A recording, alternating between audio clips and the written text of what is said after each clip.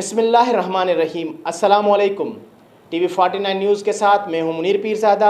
आइए चलते हैं खबर की जान। सवाबी फुटबॉल लीग 2022 सीज़न 1 का इफ्तिताह सवाबी स्पोर्ट कम्प्लेक्स बामखेल में तहसील सवाबी के मुंतखब नाज़िम अताउल्लाह खान ने किया। इसी दौरान district sports officer Tariq Mohammad भी मौजूद थे। मज़ीद जानते हैं सवाबी से हमारे नुमाइंदे इस्माइल यूसुफजई से। जी बिल्कुल, सवाबी फुटबॉल लीग 2022 सीज़न 1 का इफ्तिताह सवाबी स्पोर्ट्स कम्प्लेक्स बामखेल में तहसील सवाबी के नाज़िम अताउल्लाह खान ने किया।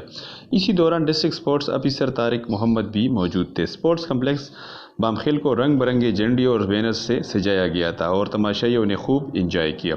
लीग का पहला मैच यंग उमर खेल क्लब सवाबी और वादी कंडव वारियर के दरमियान खेला गया। दोनों टीमों ने पहले हाफ में कोई गोल स्कोर नहीं किया, जबकि दूसरे हाफ में वादी कंडव वारियर के मुतारिक ने खूबसूरत गोल करके मुकाबले में जान पैदा की और इसी तरह वादी कंडो वारियर ने खेल के ख़िताम तक उमर खेल क्लब को 0 के मुकाबले में 1 गोल से शिकस्त दे दी। Man of the match Tariq को ठहराया गया, जिन्होंने उम्दा खेल पेश किया। लीग के तीसरे मैच में शाह मंसूर ज़ल्मी ने पोपो फुटबॉल क्लब सवाबी को 0 के मुकाबले में 2 गोल से शिकस्त दे दी। आमिर को मैन ऑफ द मैच ठहराया गया। लीग का तीसरा मैच मानेरी मारखोर और ज़रूबी नंग्याली के दरमियान खेला गया। दोनों टीमों ने खेल के अख्तिताम तक कोई गोल स्कोर नहीं किया।